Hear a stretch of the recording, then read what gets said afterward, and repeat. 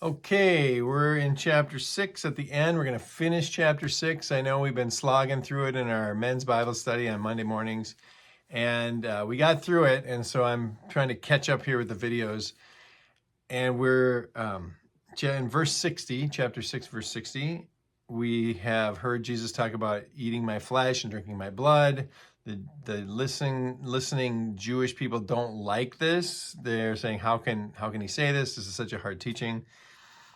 We find out that he's in Capernaum. We kind of find out at the end of this conversation here. And yeah, it's funny that the Jews reject him talking about eating his flesh and drinking his blood. Mostly because Proverbs 9, right, that had been around in Jewish understanding. And if you read Proverbs 9, wisdom talks about eating what she has prepared, like prepared her meat and mixed her wine. She offers them to come in and gain wisdom. Eat from me and gain wisdom. So, you know, Jesus is talking a lot like this in the use of symbolism, but they're not hearing it like that. They're hearing it like maybe more vampirism or zombieism kind of feeling. You know, that might be how you hear it too. I think I said in another video, it'd be interesting if that was an element of this. I'm not getting this from anywhere except my own head. I don't know if they had that understanding of things back then, but if they did, you know, Jesus is calling them basically vampires and zombies and saying, but even though you are, that's okay. Eat from me. I can provide what you need. So I just think that's an interesting thought experiment. But anyway, verse 60, on hearing this, what Jesus has been talking about, many of his disciples said, this is a hard teaching. Who can accept it? So again, all of these discourses, each discourse, which has been, you know, a couple already with the Jews, now it's with the disciples, it leads with a question, right? And it's a challenging question. Who can accept this? Verse 61, aware of his disciples were grumbling, that his disciples were grumbling about this, Jesus said to them. So here, this shows Jesus' awareness, you know, going back to chapter 1 where he's the Word. He's made all things. He knows what's in people, right? This is giving this power to Jesus, and it's being demonstrated here. Knowing this, and the grumbling is here too, right? The Jews were grumbling. Now the disciples are grumbling. Just like the Israelites in the wilderness were grumbling. So grumbling is this theme that John continues to use. And Jesus says, does this offend you? So as Jesus often does, he answers a question with a question and challenges them, just like the other places in the last chapters that we've heard. I'm not going to reference them all, but verse 62, then he goes into a little bit of the discourse, and he brings in the ascension idea here in 62. What if you were to see the Son of Man ascend to where he was before? So the idea of ascension was spoken of to Nathanael in chapter 1, at the end of chapter 1, where he says, if you see angels ascending and descending on the Son of Man. He talks about Nicodemus, about ascending, when he goes into his long discourse after he talks to Nicodemus about ascending. You know, that chapter 3 about God so loved the world, and all that has that ascension language in there. So here it is again. Verse 63, the Spirit gives life, the flesh counts for nothing. The words I have spoken to you are spirit and they are life. So this is a big verse. 63 is a huge verse, especially in history and theological history and arguments and fights over, you know, what does this Eucharistic, this sacramental Lord's Supper, Holy Communion, you know, what is its value? What are we supposed to do? Is there a formula?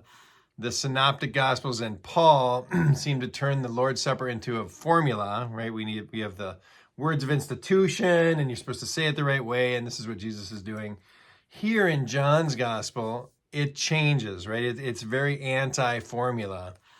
And here, even though Jesus uses these very sacramental kinds of language, like eat my flesh and drink my blood, here he says the flesh is nothing. It doesn't mean anything. It's the Spirit that gives life.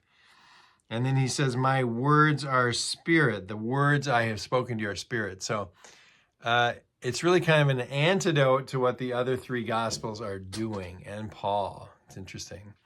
Very more spiritualized, right? But yet the symbols are still here too. So it brings in some tension of how we receive this symbolism that Jesus is using with flesh and blood here. And he doesn't use the word wine anywhere, right? So he talks about bread, I am the bread of life, and then he talks about eating my flesh, and then he talks about drinking my blood, but he doesn't use the word wine. So this is a place where that's kind of missing in the whole Eucharistic symbols here. So it's not specific, right? It's more of a flow and more mysterious, which is a lot like John is. So he says, I have spoken to you about spirit. These are spirit and they are life. So the words are the spirit and the life that he's giving, not so much the physical things here, flesh and blood, right? Even though there are symbols for that. Anyway, do with that what you will. Catholics and Protestants like to use this verse to fight over what communion really means. Anyway, verse 64, we've got a few verses to get through here in 4 minutes. Yet there are some of you who do not believe. So Jesus is saying, even in his own disciples, the Jews turn away. Now some of the disciples don't believe. This theme of seeing and believing and knowing, that's John's kind of progression.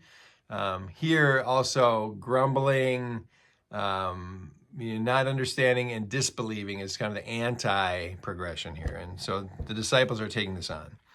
For Jesus knew from the beginning which of them did not believe and who would betray him. So again, Jesus has this bigger knowledge, and it has a little bit of this deterministic predestination kind of language that deterministic predestination people like to use. That's saying we don't have, and it's not free will, it's all decided, right? So there's elements of this here. But their intention too, right? It's not spelling it out that this is the way. They just introduce this idea.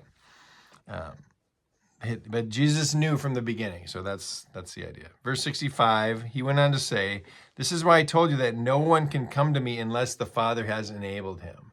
So this is a very third article of the Martin Luther's explanation of the Apostles' Creed, which means we don't do it ourselves. It's always the Spirit that does it for us, brings us to the knowledge of Christ, brings us the understanding of how we're justified. It's all God's doing, right? This is very Lutheran third article kind of stuff out right here in John. No one can come to me unless the Father draws him. So interesting. Verse 66, from this time, many of his disciples turned back and no longer followed him. So here's the action of this rejection and disbelief, right? So, and this is coming out of chapter 1, where it says, the Word came and became flesh, and he knew his own, but his own rejected him, and yet some believed, right? So this is John's, framework. It's the cycle that runs through here too. So again, there it is. And then he turns to in 67, turns to the 12. This is the first time he calls them the 12 in John. Do you want to leave too? He asks the 12 in verse 67. Again, he uses the 12 here 3 times in this little snippet. It's the first time it shows up. So there's no actual call of the 12 like there is in the Synoptic Gospels. In the Synoptics, he calls them and he names all 12 in Matthew, Mark, and Luke. But in John, he never does it. He never names them, and we don't see all 12 of them. We only see them here and there, but he calls them the 12. So that's a connecting piece. Simon Peter answered him in verse 68, Lord, to whom shall we go? You have the words of eternal life. And 69, we believe and know that you are the Holy One of God. So that title, Holy One of God, I think it just used one time in John here.